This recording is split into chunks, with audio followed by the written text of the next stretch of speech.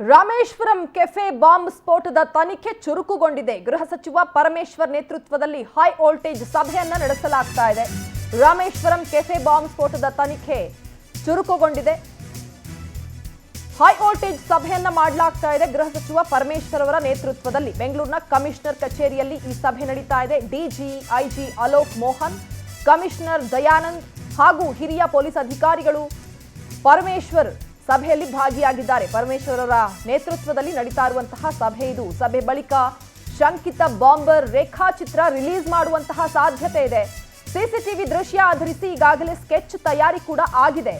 ಸಭೆ ಬಳಿಕ ಶಂಕಿತ ಬಾಂಬರ್ ಸ್ಕೆಚ್ ರಿಲೀಸ್ ಮಾಡುವಂತಹ ಸಾಧ್ಯತೆ ಇದೆ. ಈಗಾಗಲೇ ಸಭೆ ಆರಂಭವಾಗಿದೆ. ಸಭೆಯಲ್ಲಿ ಚರ್ಚೆ ಕೂಡ ನಡೀತಾ ಇದೆ. ಆ ನಂತರದಲ್ಲಿ ಸಭೆ ಬಳಿಕ ಶಂಕಿತ ಬಾಂಬರ್ ರೇಖಾಚಿತ್ರವನ್ನ ರಿಲೀಸ್ ಮಾಡುವಂತಹ ಸಾಧ್ಯತೆ ಇದೆ. ಸಿಸಿಟಿವಿ ದೃಶ್ಯವನ್ನ ಆಧರಿಸಿ ಈಗಾಗಲೇ ಸ್ಕೆಚ್ ಕೂಡ ತಯಾರಿಯಾಗಿದೆ. ಆ ಆರೋಪಿಯ ರೇಖಾಚಿತ್ರ ತಯಾರಾಗಿದೆ. ಅದನ್ನ ಈ ಸಭೆಯ ನಂತರದಲ್ಲಿ ರಿಲೀಸ್ ಮಾಡುವಂತಹ ಸಾಧ್ಯತೆ ಇದೆ. ಯಾವುದೇ ಕ್ಷಣದಲ್ಲಾದರೂ ಕೂಡ ಆರೋಪಿಯ ರೇಖಾಚಿತ್ರ ಬಿಡುಗಡೆ ಆಗುವಂತಹ ಸಾಧ್ಯತೆ ಇದೆ. ಗೃಹ ಸಚಿವ ಡಾಕ್ಟರ್ ಜಿ ಪರಮೇಶ್ವರ್ ಅವರ ನೇತೃತ್ವದಲ್ಲಿ ಹಿರಿಯ ಪೊಲೀಸ್ ಅಧಿಕಾರಿಗಳು ಸಭೆಯನ್ನ ಮಾಡ್ತಿದ್ದಾರೆ. ಈ ಸಭೆಯ ನಂತರದಲ್ಲಿ ಆರೋಪಿಯ ರೇಖಾಚಿತ್ರ ಬಿಡುಗಡೆಯಾಗುವಂತಹ ಸಾಧ್ಯತೆ ಇದೆ. ಹೆಚ್ಚಿನ ಡೀಟೇಲ್ಸ್ ಅನ್ನ ನೀಡ್ತಾರೆ ನಮ್ಮ ಪ್ರತಿನಿಧಿ ರೂಪೇಶ್, ನೇರವಾಗಿ ಸಂಪರ್ಕದಲ್ಲಿದ್ದಾರೆ. ರೂಪೇಶ್, ಸಭೆಯ ಇನ್ಸೈಡ್ ಡೀಟೇಲ್ಸ್ ಏನಾದರೂ ಗೊತ್ತಾಗ್ತಾ ಇದೆಯಾ? ಏನೆಲ್ಲ ಚರ್ಚೆ ಆಗ್ತಾ ಇರಬಹುದು? ಜೊತೆಗೆ ಆ ಆರೋಪಿಯ ರೇಖಾಚಿತ್ರ ಈಗಾಗಲೇ ರೆಡಿ ಆಗಿದೆ. ಯಾವುದೇ ಕ್ಷಣದಲ್ಲಾದ್ರೂ ಕೂಡ ಆ ರೇಖಾಚಿತ್ರ ರಿಲೀಸ್ ಆಗುವಂತಹ ಸಾಧ್ಯತೆ ಏನಾದರೂ ಕಂಡು ಬರ್ತಾ ಇದೆಯಾ? ಹೆಚ್ಚಿನ ಡೀಟೇಲ್ಸ್ ಏನ್ ಕೊಡ್ತೀರಿ? ರಜನಿ, ನಿನ್ನೆ ಸಿಎಂ ಅವರ ನೇತೃತ್ವದಲ್ಲಿ ಸಭೆ ಆಗಿತ್ತು. ಈ ಸಭೆಯಲ್ಲಿ ಮಹತ್ವವಾಗಿ ಒಂದಿಷ್ಟು ಸೂಚನೆಗಳನ್ನು ಸಿಎಂ ಅವರು ಕೊಟ್ಟಿದ್ದಾರೆ. ಆ ಸೂಚನೆಗಳನ್ನ ಎಕ್ಸಿಕ್ಯೂಷನ್ ಮಾಡಬೇಕಾಗತ್ತೆ. ಹೀಗಾಗಿ ಎಕ್ಸಿಕ್ಯೂಷನ್ ಮಾಡುವಂಥ ನಿಟ್ಟಿನಲ್ಲಿ ಗೃಹ ಸಚಿವ ಪರಮೇಶ್ವರ್ ಅವರು ಇವತ್ತು ಪೊಲೀಸ್ ಅಧಿಕಾರಿಗಳ ಸಭೆ ನಡೆಸ್ತಾ ಇದ್ದಾರೆ. ಇಲ್ಲಿ ಪ್ರಮುಖವಾಗಿ ಯಾಕಂತ ಹೇಳಿದ್ರೆ ಈಗ ಇನ್ನೂ ಕೂಡ ಆರೋಪಿ ಅರೆಸ್ಟ್ ಆಗಿಲ್ಲ. ಆರೋಪಿ ಸಂಬಂಧಪಟ್ಟಂಥ ಒಂದಿಷ್ಟು ಮಹತ್ವದ ಸಾಕ್ಷ್ಯಗಳು, ಮಹತ್ವದ ಮಾಹಿತಿಗಳು ಪೊಲೀಸರ ಬಳಿ ಇದೆ. ಈ ಮಾಹಿತಿಯನ್ನು ಇಟ್ಟುಕೊಂಡು ಅವ್ರನ್ನ ಅರೆಸ್ಟ್ ಮಾಡಬೇಕಾಗುತ್ತೆ. ಇದಕ್ಕೆ ಜನರ ಸಹಕಾರ ಕೂಡ ಬೇಕಾಗುತ್ತೆ. ಯಾಕಂತ ಹೇಳಿದ್ರೆ ಆತ ಎಲ್ಲೋ ಒಂದು ಕಡೆ ಬಚ್ಚಿಟ್ಕೊಂಡಿದ್ರೆ ಆತನ ಅರೆಸ್ಟ್ ಮಾಡೋದು ಕಷ್ಟ. ಹೀಗಾಗಿ ಆತನ ಕ್ಲೋಸೆಸ್ಟ್ ಆಗಿರತಕ್ಕಂಥ ಒಂದಿಷ್ಟು ವಿಜುವಲ್ಗಳನ್ನು ತರಿಸ್ಕೊಳ್ಳಲಾಗಿದೆ.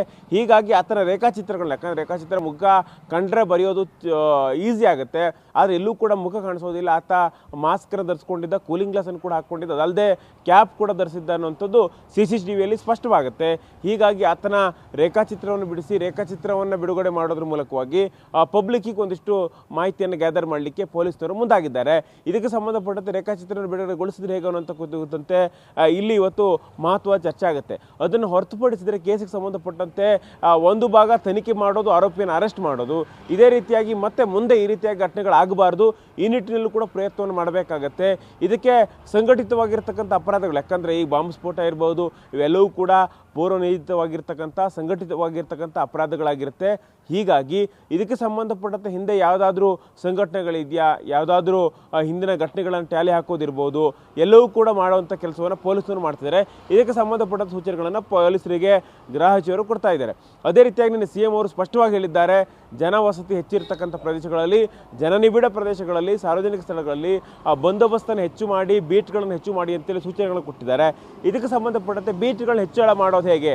ಯಾಕಂತ ಹೇಳಿದ್ರೆ ಸಂಜೆ ಬ್ರಿಗೇಡ್ ರೋಡಲ್ಲಿ ಹೆಚ್ಚು ಜನ ಇರ್ತಾರೆ. ಮೆಜೆಸ್ಟಿಕಲ್ಲಂತೂ ನೋಡೋದು ಬೇಡ, ಅಷ್ಟು ಪ್ರಮಾಣದಲ್ಲಿ ಜನ ಇರ್ತಾರೆ. ಮಾಲ್ಗಳು ಸಾಟರ್ಡೆ ಸಂಡೇ ಆಯಿತು ಅಂದ ತಕ್ಷಣವಾಗಿ ಮಾಲ್ಗಳಿರುತ್ತೆ. ಇವತ್ತು ಬೇರೆ ಸಂಡೇ ಬೇರೆ ಇದೆ.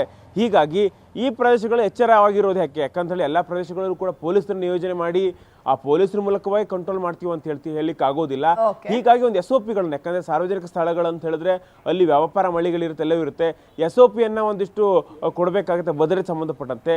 ಈ SOPಯನ್ನು ಹೇಗೆ ಮಾಡ್ಬೋದು ಎಲ್ಲ ಕುರಿತಂತೆ ಇವತ್ತು ಒಳಗಡೆ ಚರ್ಚೆ ಆಗುತ್ತೆ. ಇದಾದ ಬಳಿಕ ಅಧಿಕೃತ ಮಾಹಿತಿಯನ್ನು ಪರಮೇಶ್ವರ್ ಅವರು, ಅದೇ ರೀತಿ ಪೊಲೀಸ್ ಆಯುಕ್ತರು, ಅದೇ ರೀತಿಯಾಗಿ DGIG